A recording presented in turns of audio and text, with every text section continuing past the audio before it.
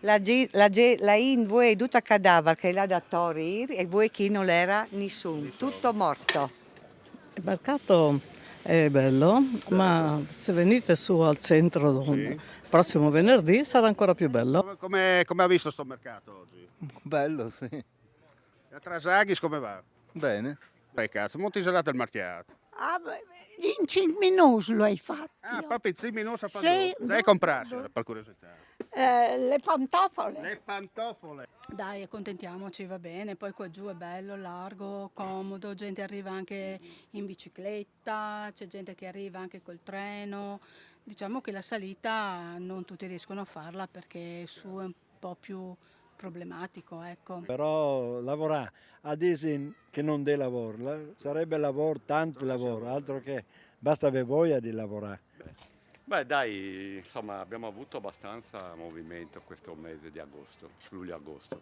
Chiaro che se guardiamo tutto l'anno non è stato granché, ecco, come a livello commerciale. Secondo me decentemente va bene, cioè tutto nella norma, dai, va bene. Possiamo dire, Un po' di gente perché sono in ferie, quindi c'è poca.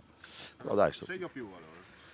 E là devono bene, fino a una certa ora, perché come occultialt la ent chiaramente si muove a binore e dopo di una certa ora in poi il mercato si svuede. Abbiamo avuto zero, dopo sai le aziende qui sono tartassate, se partita IVA adesso siamo restati pochi e veramente abbiamo davanti anni bui.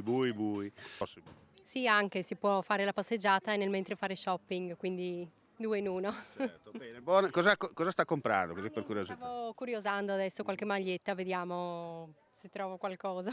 Speriamo, dai. Pochino oggi, un po' scarsetta.